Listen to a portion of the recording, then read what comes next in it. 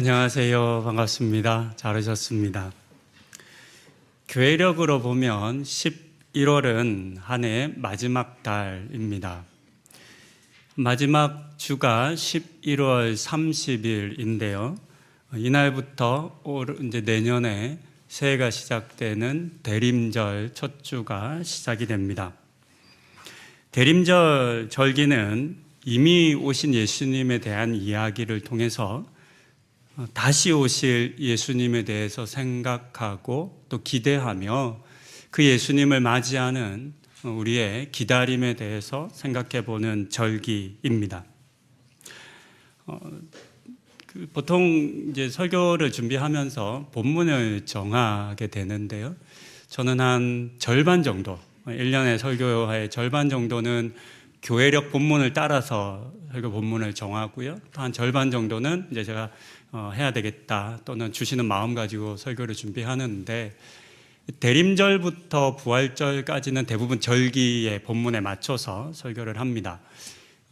단점은 이 절기의 본문이 대림절부터 부활절까지는 다 예수님 얘기, 신약밖에 안 보기 때문에 그래서 이게 이제 계속 반복되면 저희가 이제 설교의 본문을 거의 이제 신약 중심으로만 보기 때문에 그것 좀 의도적으로 가끔씩은 이제 구약 본문을 정하기도 하고 비절기 기간 동안에 구약 본문을 나누기도 합니다. 대림절로부터는 우리는 그렇게 예수님에게 다시 집중합니다. 예수님의 오심에 대한 의미를 찾게 되는데요. 다시 오실 예수님을 기다리면서 우리의 마음을 다시 이렇게 예수님에게로 모으는 시기가 지금부터 그리고 이제 대림절 절기라고 할 수 있는데요. 오늘은 이 예수님의 오심의 그 모습 속에 담긴 은혜, 예수님께서 어떤 은혜로 우리 가운데 오셨는지에 대해서 요한복음 1장의 말씀을 통해서 여러분들과 나누고자 합니다. 이런 예수님의 오심에 담긴 은혜와 의미들을 통해서 대림절을 또 맞이하고 준비하시는 성도님들 되시기를 바랍니다. 요한복음 1장 1절은 잘 아시는 것처럼 태초에 라고 하는 본문으로 시작이 됩니다. 그리고 우리는 이 1장 1절을 읽을 때 이 태초에 라고 하는 단어, 이 시작에 주목하지 않을 수가 없습니다. 왜냐하면 창세기 1장 1절과 똑같은 말씀으로 시작하기 때문입니다. 유대인들 중에 모세오경을 읽지 않고 자란 사람은 아무도 없습니다. 유대인들은 모세오경을 과거의 사람들은 다 외웠기 때문이죠. 전에도 한번 말씀을 드렸지만 이스라엘에 한 6개월 정도 살았었어요. 젊을 때. 키부츠라고 하는 협동농장에서 살면서 설거지 열심히 했죠. 6개월 동안 설거지하고 또 남은 시간 기도하고 이스라엘 주변을 방문하기도 했었는데요. 그때 청소년들 만나서 6개월 살다 보면 친해지잖아요. 청소년들 만나서 뭐 이런저런 얘기 나누는데 뭘 공부를 하고 있더라고요. 뭐냐 그러니까 내일 시험 본대요. 그래서 시험을 뭐 보냐 그랬더니 모세오경을 본대요. 그래서 뭘 어떻게 보냐 그랬더니 그냥 어느 본문에 가로 쳐놓고 그냥 그 본문에 들어갈 단어를 채우는 거래요. 그래서 무슨 시험이 그러냐라고 했더니 모세오경을 다 외우는 게 원래 그 과정이래요. 다 외워야 된대요. 그러니까 이제 다 외워야 되니까 어디에 그냥 가로 쳐놔도 그걸 이제 써내야 하는 거죠. 요즘도 그런데 옛날에는 어떻겠습니까? 고대 사회에서는 뭐 다 외웠습니다. 그래서 물론 이것은 이제 외우는 방식이 우리랑은 좀 많이 달라서 이렇게 노래로 외웠죠. 그래서 구약은 음률을 가진 노래처럼 적혀져 있는 책입니다. 그러니까 모세오경을 모르는 유대인들 없었죠? 게다가 당시의 로마 사회에서 이 너무나 독특한 종교를 가진 이스라엘 백성들에 대한 관심이 많았기 때문에 헬라 시대부터 해서 많은 철학자들이 모세오경을 또 다 읽었습니다. 그러니까 창세기를 누구나 알았다는 의미이겠습니다. 그렇기 때문에 이 요한복음, 요한이 쓴 이 책을 읽을 때 모든 사람들은 이거 뭔가 의도가 있는 도입이구나, 시작이구나 라고 하는 것을 생각할 수밖에 없었습니다. 요한이 가졌던 의도는 다양하겠습니다. 그 중에서 저는 오늘은 2가지 정도 나누려고 합니다. 첫 번째 의도는 그 태초, 그때 그 자리에 예수님께서 계셨다라고 하는 사실을 말하기 위함입니다. 요한은 이 세상과 모든 피조물들이 시작되던 그때에 예수님께서도 그곳에 계셨다, 하나님과 함께 하셨다라고 하는 사실을 사람들이 알기를 원했습니다. 두 번째는 예수님에게 창조의 능력이 있음을 알려주기 위함입니다. 예수님께서는 태초에 하나님과 함께 창조의 일을 하셨습니다. 그래서 오늘의 본문 요한복음 1장을 보면 예수님께서 창조하셨다, 지은 것이 하나도 그가 없이는 된 것이 없다, 모든 지은 것들이 예수님으로 말미암아 지어졌다라고 하는 문장을 여러 번 반복해서 쓰고 있습니다. 예수님에게 창조의 능력이 있다라고 하는 것을 보여주기 위함일 겁니다. 더하여 예수님께서는 자신이 가지신 그 창조의 능력을 예수님 자신을 믿는 사람들, 오늘의 본문 나중에 살펴볼 내용으로 보면 예수님과 함께 거하는 사람들에게 행하기를 원하시는 분이시다라고 하는 점도 우리는 놓치지 않아야 합니다. 대체로 우리는 창조를 이해할 때 저 옛날에 하나님께서 천지를 창조하셨어 라고 말하며 창조를 과거의 일로만 여깁니다. 태초에 하나님께서 창조를 행하셨지 라고 하면서 어떤 생각을 하냐면 이미 창조는 끝났다. 더 이상의 창조의 행위는 우리 가운데 일어나지 않는다라고 여기는 겁니다. 물론 창조를 땅을 만들고 동식물을 짓는 등과 같은 그런 일로만 여기면 그렇게 생각할 수도 있을 것 같기는 합니다. 물론 그렇지 않은 것 같아요. 사실 땅은 끊임없이 변하잖아요. 그 변화를 창조의 모습으로 볼 수도 있으니 저는 이제 그렇게 보는 관점을 가지고 있습니다. 끊임없이 동식물들이 새롭게 변하는 것들도 하나님의 창조의 한 모습으로 볼 수 있는 거죠. 우리가 창조라고 하는 이 개념을 조금 다르게 본다면 창세기 1장 1절부터 전반부에서 들려준 혼돈과 공허와 흑암의 상황을 우리 피조물들이 살아가기 좋은 환경으로 바꾸신 것을 모든 창조의 행위라고 본다면 이 일은 지금도 우리 가운데 일어나는 일이라고 우리는 말할 수 있을 것입니다. 창세기 1장에 따르면 하나님께서는 혼돈은 질서로 바꾸셨습니다. 공허는 충만으로 채우셨죠. 흑암은 빛으로 바꾸어 주셨습니다. 이와 같은 일들이 언제 어떻게 우리 가운데 일어나는지를 한번 생각해 볼 필요가 있습니다. 우리가 예수님을 만났을 때, 예수님께서 우리 가운데 임재하셨을 때 어떤 일들이 일어납니까? 살아가며 겪는 이런저런 혼란 우리 모두에게 있습니다. 가끔은 삶이 뒤죽박죽 되는 것처럼 느껴질 때가 있습니다. 그때 하나님께서, 우리 예수님께서 우리와 함께 하셔서 그와 같은 뒤죽박죽된 말 그대로 카오스와 같은 우리의 삶을 정돈해 주시죠. 질서를 만들어 주시는 겁니다. 이런저런 부족함으로 고통할 때가 있습니다. 때로는 경제적인 어려움이 있기도 하고, 때로는 건강을 잃기도 하고, 때로는 관계의 부족함으로 말미암아 고통하기도 합니다. 아마 이 자리에 계신 분들 중에 대부분의 분들은 한 20, 30년 전 또는 결혼했을 때 이때 생각하시면 대부분 다들 그때 어려웠어요. 그때 정말 단칸방에서 시작했어요. 이런 얘기들 많이 하실 겁니다. 그런 부족함이 있었죠. 그러나 우리 예수님께서 그런 부족함들을 어떻게 하셨죠? 채우셨습니다. 여러분의 삶 속에, 여러분의 어떤 일 속에, 여러분의 관계 속에 풍성함으로 채우셨습니다. 한 치 앞도 보이지 않는 어둠과 같이 막막한 상황도 겪으셨죠. 사업하다 보면 정말 그런 날들도 있고 다 포기하고 싶은 그런 때도 있었다. 이런 얘기들도 우리 성도님들 나누십니다. 그런데 그때 우리 주님께서 빛이 되어주셔서 다가오셨고 우리가 나아갈 길을 보여주셨습니다. 이와 같은 일들이 예수 그리스도로 말미암아 우리가 경험한 일들입니다. 우리의 혼돈의 질서를, 공허의 충만을, 흑암의 밝은 빛을 허락해 주셨죠. 그렇다면 이것이 예수님의 창조의 행위이지 않겠습니까? 그러니까 창조는 저 옛날 태초에 한번 이 땅을 지으시고 끝난 행위가 아니라는 겁니다.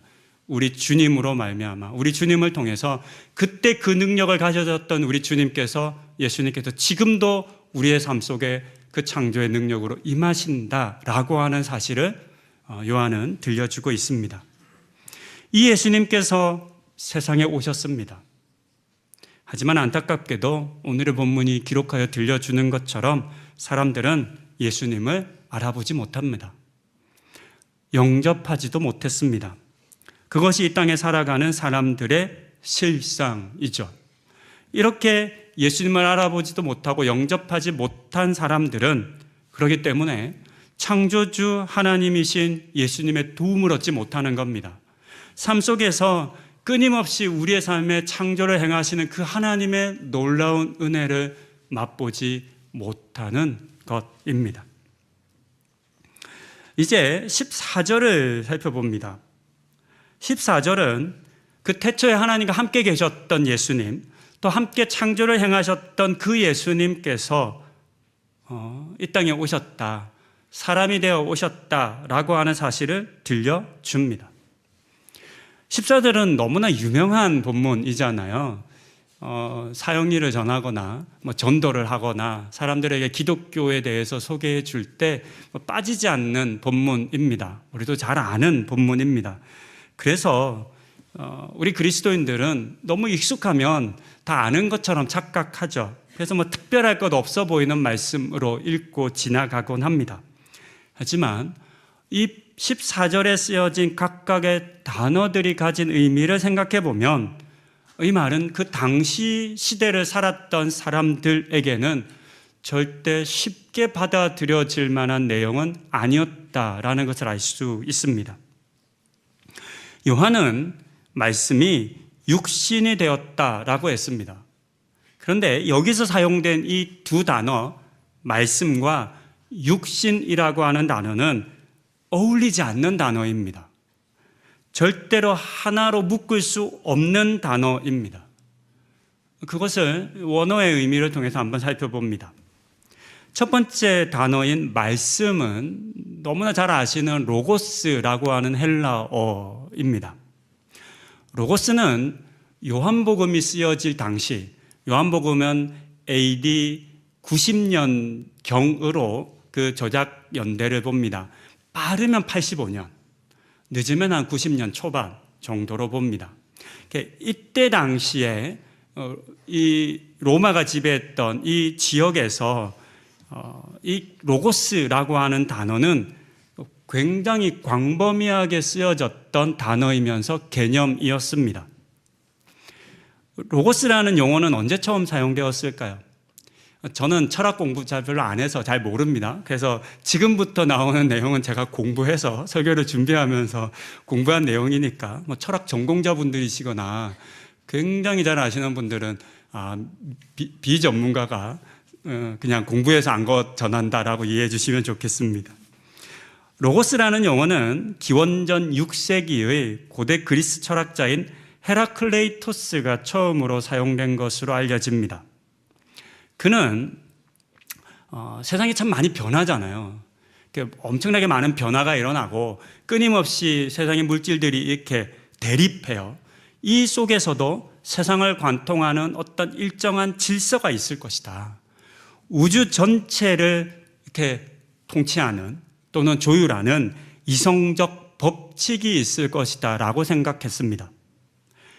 끊임없이 급변하는 세계의 그 뒤에 보이지 않는 질서라는 것이 있을 텐데 그 질서를 로고스라고 이렇게 이 단어를 사용합니다. 여기서부터 로고스라고 하는 단어가 사용된 것으로 봅니다.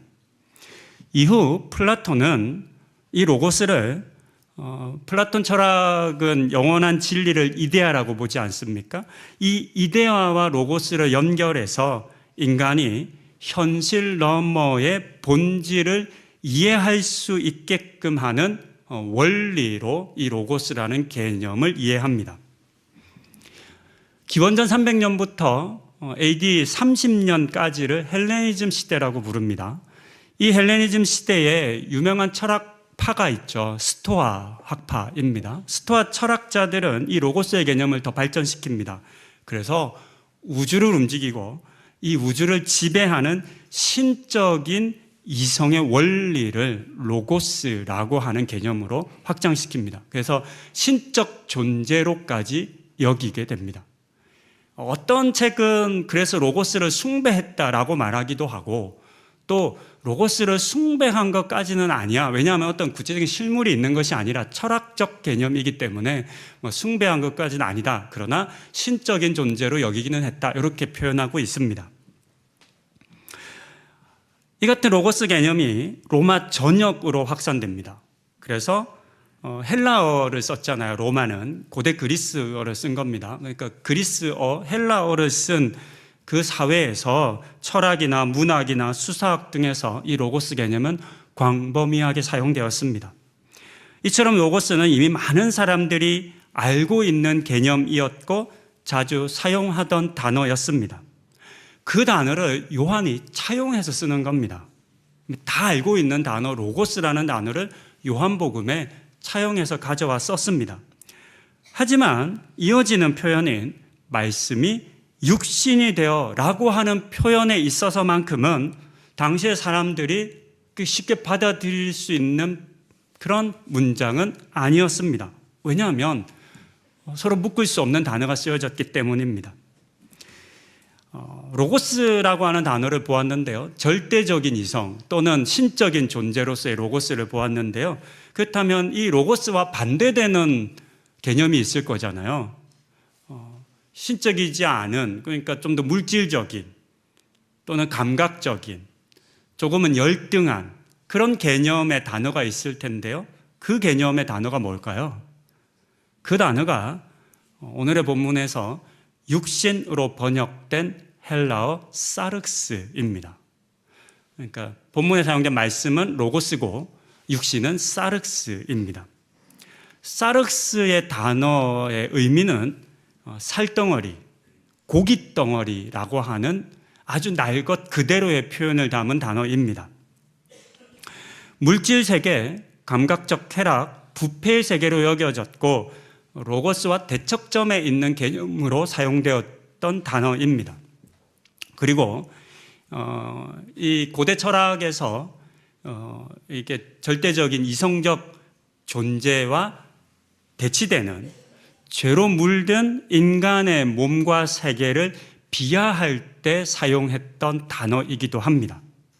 그러니까 일종의 반대말 정도로 이해하실 수 있을 겁니다. 사실 성경의 다른 본문에서도 이 사륵스라고 하는 단어는 부정적인 의미로 더 많이 사용됩니다. 로마서 13장 14절은 이렇게 기록하는데요. 오직 주 예수 그리스도로 옷 입고 정욕을 위하여 육신의 일을 도모하지 말라. 그러니까 우리가 그리스도로 옷 입어야 된다라고 말을 하면서 또 반대로 정욕을 위한 육신을 도모하면 안 돼라고 얘기하면서 그것은 하지 말아야 할 일을 의미하는 부정적인 의미로 사용되는데요. 이 본문에서 육신이 사륵스입니다. 그러니까 사륵스는 상당히 부정적인 의미이고 죄된 육체적인 그런 것을 상징하는 나타내는 단어라는 걸 알 수 있습니다. 이처럼 로고스와 사륵스는 극단적으로 반대되는 의미를 가진 단어입니다. 그런 점에서 신적인 존재로 여겨진 로고스와는 어울리지 않는 단어인 거죠. 그런데 이 같은 사륵스의 단어의 의미를 요한이 모르지 않았을 거잖아요. 로고스의 의미도 알았고 당연히 사륵스의 의미도 알았을 겁니다. 그런데 요한은 이 의미를 너무나 잘 알았으면서도 이 사륵스라는 용어를 사용합니다. 심지어 어떻게 사용했냐면 로고스가 사륵스가 되었다라고 한 겁니다. 그러니까 로고스가 사륵스와 함께 있었다 이 정도가 아닌 거죠. 로고스가 아예 사륵스가 되었다라고 말하고 있습니다. 이 문장을 해석하는 주석서들을 보게 되면 당시 로마 사람들은 이 말에 굉장히 충격을 받았다라고 기록하고 있습니다. 이유는 앞서도 말씀드린 것처럼 로고스는 절대적인 선을 의미하고 사륵스는 그 반대되는 의미를 가졌기 때문입니다. 그들에게 있어서는 절대로 로고스는 사륵스가 될 수 없었기 때문입니다. 이 같은 요한의 말을 들었던 당시의 사람들은 어떻게 로고스가 사륵스가 될 수 있을까라고 질문했을 것입니다. 그러니까 논리적으로 한번 설명해봐라. 어떻게 그와 같은 일이 일어나냐? 그건 말도 안 된다. 이렇게 얘기했겠죠. 그래서 다른 성경 본문을 보면 바울이 아덴에 가서 이 스토아 학파들과 함께 논쟁을 하는데 사람들이 조롱한다는 이야기가 나오거든요. 바울이 예수의 복음을 전하니까 사람들이 뭐 저런 헛소리 하는 거지? 뭐 이런 반응을 보였다는 겁니다. 그런 것이 충분히 이해되는 겁니다. 왜냐하면 말도 안 되는 얘기를 하고 있는 것처럼 여겨지기 때문입니다. 사실 우리는 로고스가 사륵스가 되는 비밀에 대해서는 알 수가 없습니다. 어떻게 하나님이 사람이 되는 그 비밀함까지 이해할 수 있겠습니까?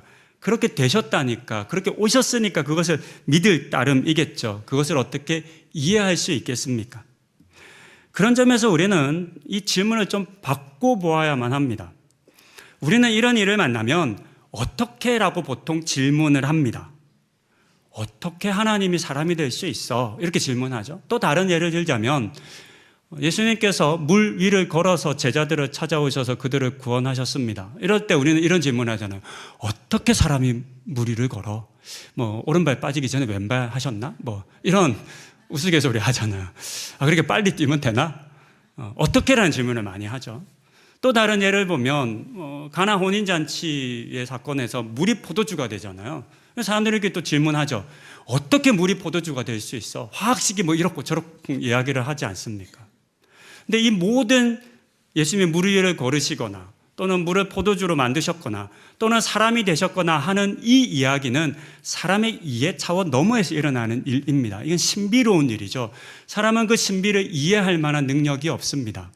그 신비를 보고 깨닫고 알 뿐인 거죠. 그것을 우리가 받아들이느냐 하지 않느냐의 문제에 있는 거지 그것을 이해할 수는 없습니다. 어떻게 라고 하는 질문을 하면 우리는 답을 얻을 수 없는 겁니다. 하지만 질문을 바꾸면 답을 얻을 수 있는데요. 어떻게 라고 질문하는 것이 아니라 왜 라고 질문해야 합니다. 그러면 이렇게 질문이 바뀌게 되는 거죠. 왜 로고스가 사륵스가 되었지?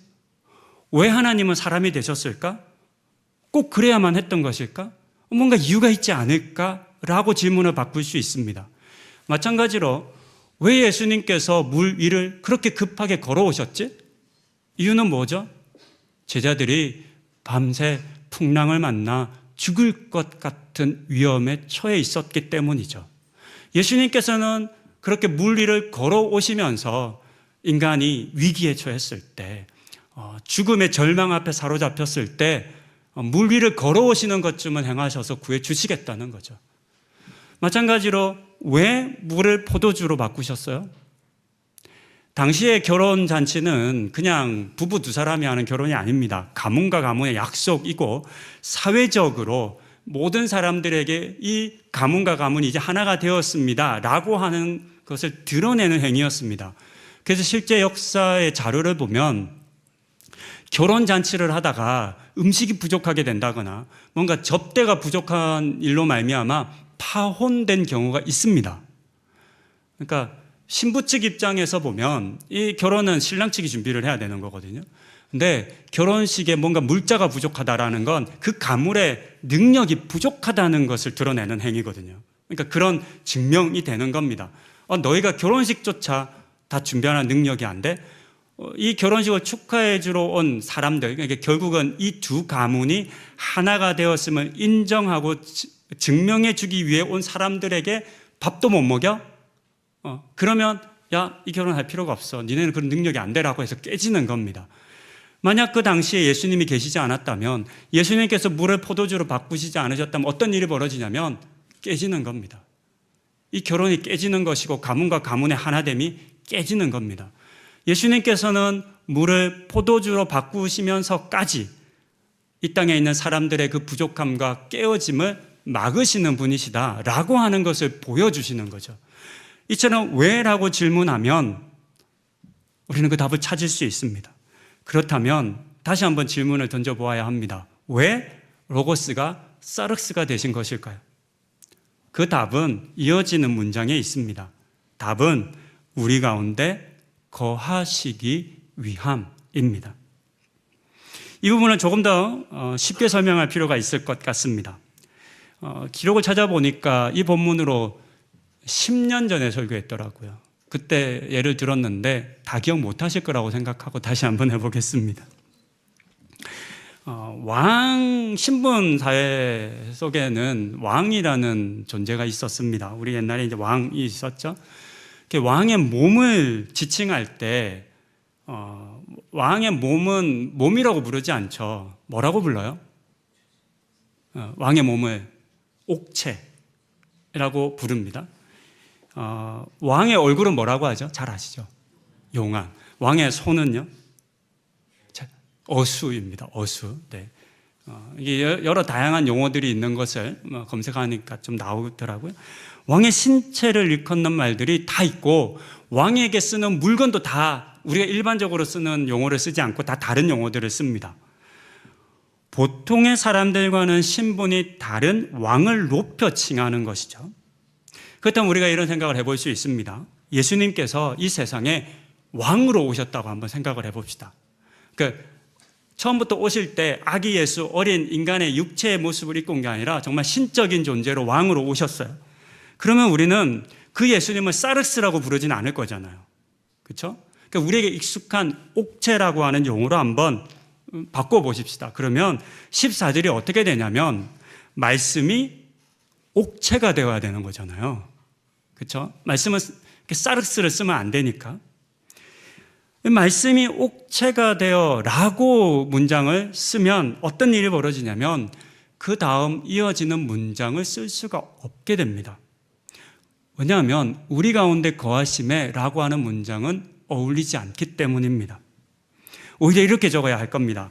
말씀이 옥체가 되어 우리와 따로 또는 멀리 거하심에 라고 적어야죠.